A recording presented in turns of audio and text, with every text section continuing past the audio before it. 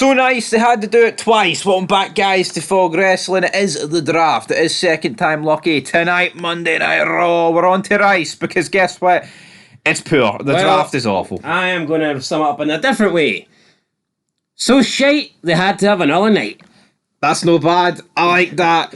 Triple H could probably fly a kite with his fucking nose. That's plenty. That's plenty. Anyway, let's move on. I mean, see when their selling point is that the draft continues. See, after Friday, nobody wants the draft to continue, just fucking end it. I want the draft to cease to exist. You know what? I used to love the draft. The draft should be great. The draft's exciting. It's like when you start the GM mode or whatever universe mode in the game, and the first thing you do is the draft. It's the best part. Literally the first 10 minutes of the fucking career is the best part because you're getting to do the draft. So with WWE, it should be something similar. You know, the draft should be the best part of the night. But for some reason, it was one of the worst shows I think we've seen in a long time. It was. I remember. So uneventful. Barely anybody moved. Now they're trying to claim that Carmelo Hayes is a move because SmackDown got him. SmackDown already had him. What the fuck are you talking about? There was literally nothing happening. And the picks as well. It's almost like they had to put Bianca Belair first because, we need to show that equality. And obviously the majority of the men were being picked, so they put Bianca Belair first because she's a woman. And I mean, it's just cringe.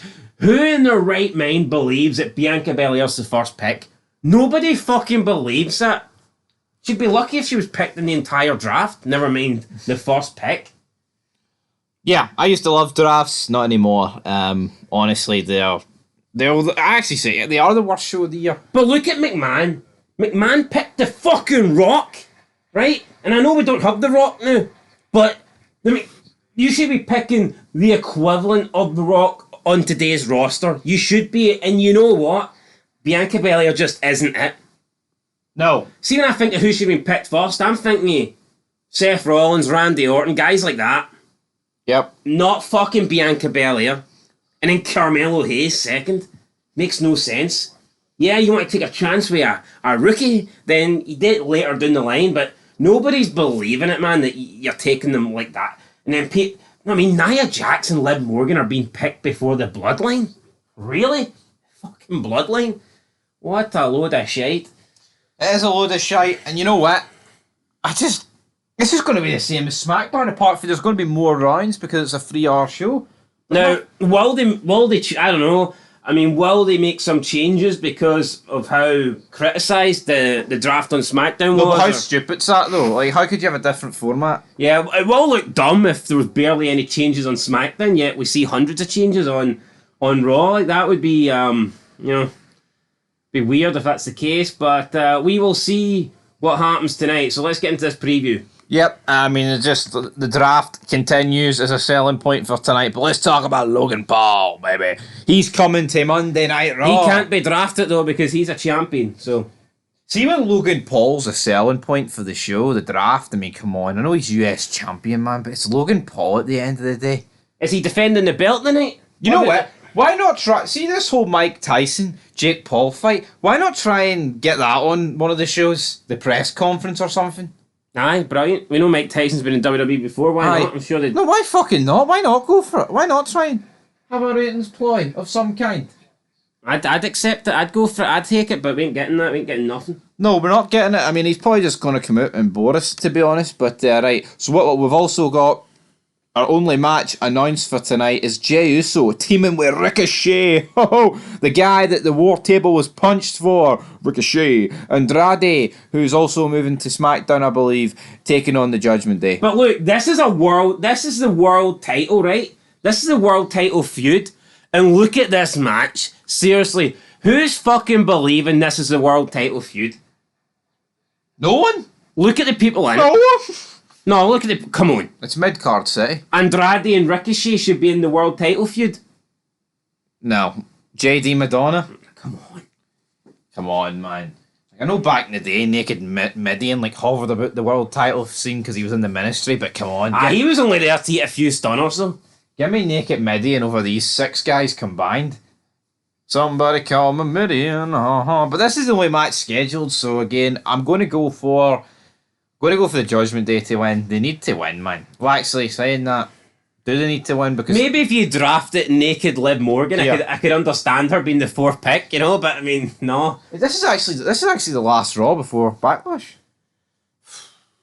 Just shite, right? This match, who are you going for to win? I'm going for Jey Uso. JJ McDonald. You're eating the pinfall here. I did say the Judgment Day, but Priest is going to win at Backlash, so therefore he's going to lose tonight.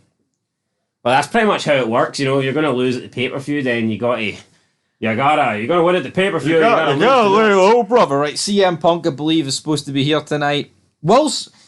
Should CM Punk get drafted to SmackDown?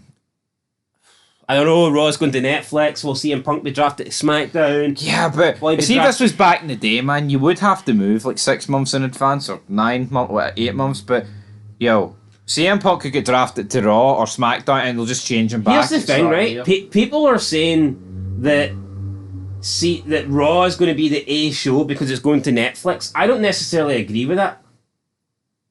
I think the A show might be the show that is actually on network television. I think SmackDown will remain the A show. I know SmackDown's going to the USA Network, but I genuinely believe that the gap will actually get bigger between SmackDown and Raw, and I know people will say, no, that's not the case. They're going to load up Raw.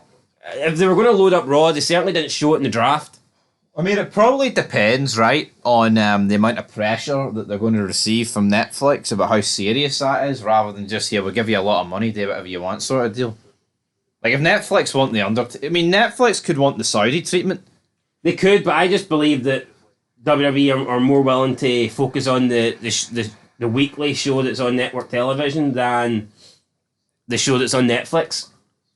Yeah. I think Netflix is a downgrade. I mean, WWE's getting more money, I get that. It's not, I mean, they'll be happy with the financial aspect of it, but I think the more important show will be the show that's still on network television, and that is SmackDown, so that's why I think... True, right, moving on to, let's talk about people who we think could get drafted at the end of the day. Well, what do you mean? Everyone's getting drafted, so... Oh, everyone? Everyone in the Raw pool. Well, who's going to move for Raw? Not that who I'd like to see, but I look at someone like Gunther. He's been on Raw from the get-go, hasn't he? Could move Gunther. Could be a possible... we know Alpha Academy staying on Raw. I'm trying to think of who else is on Raw. You've got like Bronson Reed's on Raw. Drew McIntyre's on Raw. Could we see those guys moving? Yeah, but if McIntyre moves to SmackDown, I think Punk's got to move to SmackDown, and then Raw is light. It is Raw light. It is awful. Because Seth Rollins is going under knee surgery, so it's not like he's going to be there anytime soon. True. Maybe we'll keep him there. I don't know. I think Punk will probably... I think Punk will stay on Raw. It's funny though, we're sitting here talking about McIntyre and Punk, and that's about it. There's no one else. No one. Just Pink. That's it though for the Red Brand. There's really not much more to talk about in this Raw preview. It's going to be garbage here. Will it be good seeing the Dudleys and co again? Yeah, but I mean, come on, they're not doing anything. I hope we get something groundbreaking that we didn't get on night one, but honestly, I'm not holding it for it, guys. Why can't the Dudleys come out of retirement and take on Awesome Truth at Backlash? In a tables match? I'd take it. Will it happen? Probably not. Probably not, guys. That's doing it for your preview. Be back soon with some more ratings content. But till then, peace.